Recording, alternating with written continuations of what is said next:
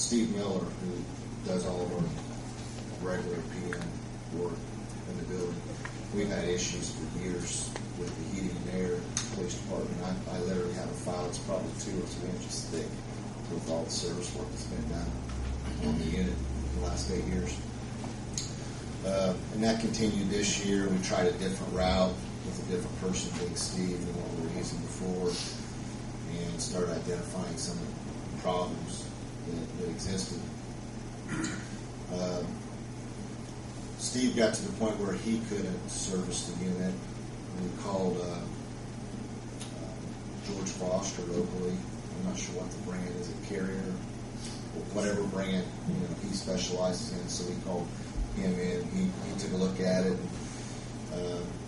It's beyond what he typically works on, so he referred us to Enterprise Mechanical out of Indianapolis. They came down and took a look at the unit, and his exact words was, "This is an ancient unit. Hadn't seen one in like 20 years. Our building's only 8 years old." They didn't have the software to be able to access the brains of the unit to determine what they need to do. So they referred us then to another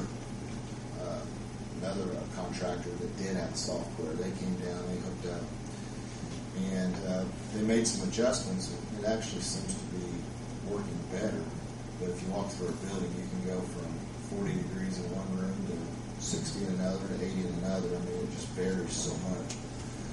I'm just giving you all this as FYI. They've made some recommendations, but we're kind of in a monitoring stage for a few months to see how things work.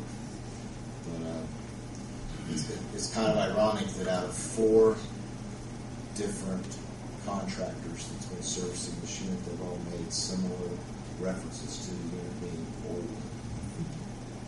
And I don't know what else to say beyond that other than we're dealing with it. And, I don't think so. We've had hot, cold issues in that building since we've been in there.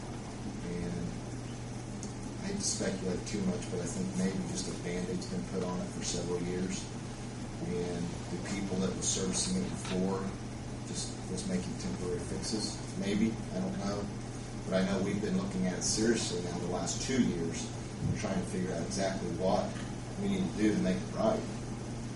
Because there are some places in the building that's totally uncomfortable, either on the cold side or hot side, and it's unpredictable, sometimes day by day.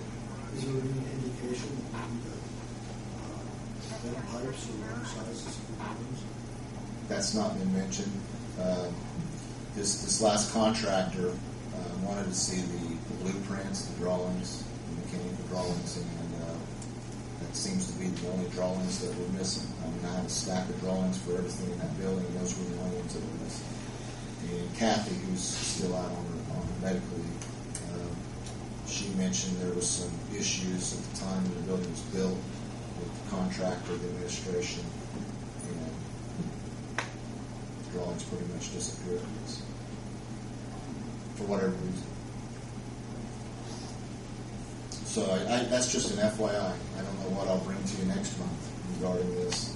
I mean, just one example. I mentioned 4 different contracts, all totally independent of each other, made reference how old this system was.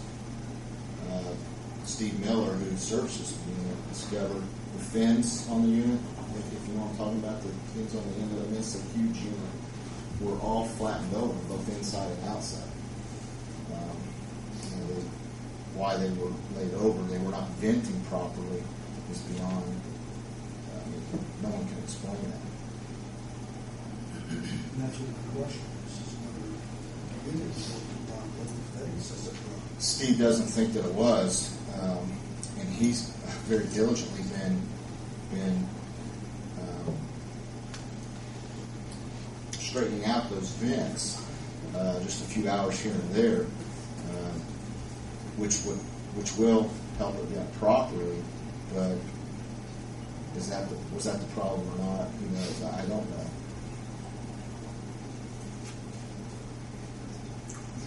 But there has been improvements, but it's still not totally working properly.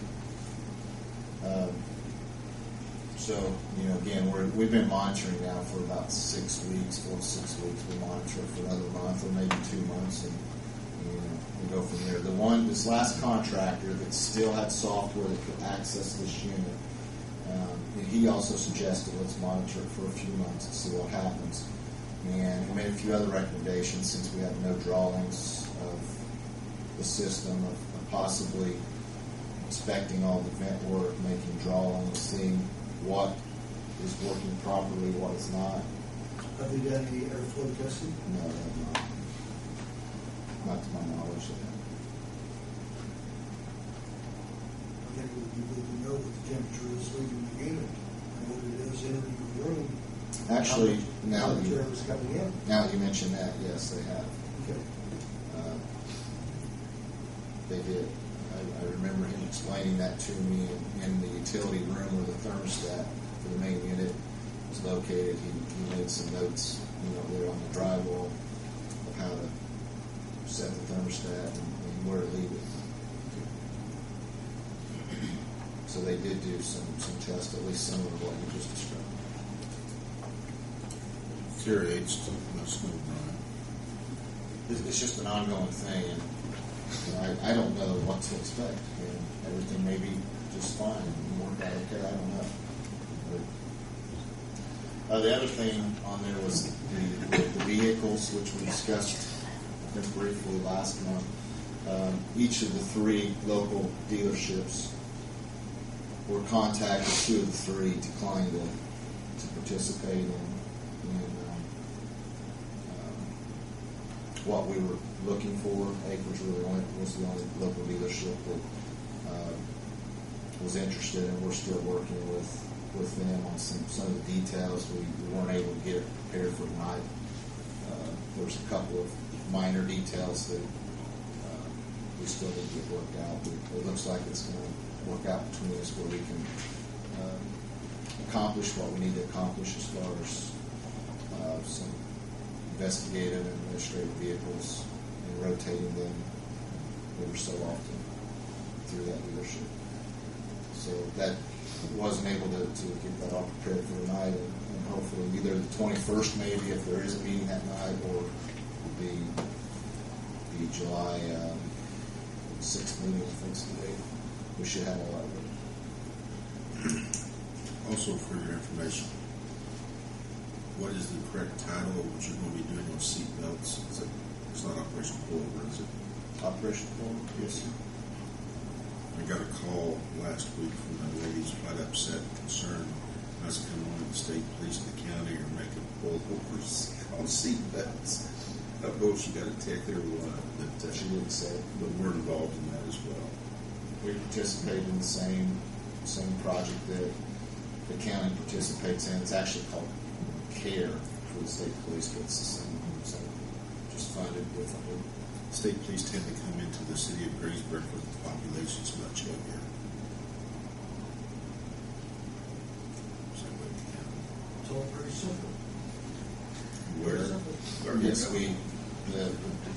the blitz that just ended started, I believe the date was May 21st, if that was a Friday. It just ended last Friday or Saturday. And correct me if I'm It's a wrong. two-week project, and this blitz focused on seat belts, child restraints, and that's all directed by the state. It's nothing that we dream up. It's nothing that we. It's paid for It's all by, funded by the state also. so it doesn't cost a penny for the overtime. That particular person contacted the mayor, and I contacted that person back. Shared with her how many contacts we had made, citations and warnings and all that good stuff. She was, I think, somewhat embarrassed and surprised. And, if the police want some more overtime, there's the money for them to do it. It doesn't cost the city anything. That's the time and way to get overtime. Anything else, Brian? No, sir, that's it. Board, any questions for Brian? Thank you, Brian. Mr. Foster Camper.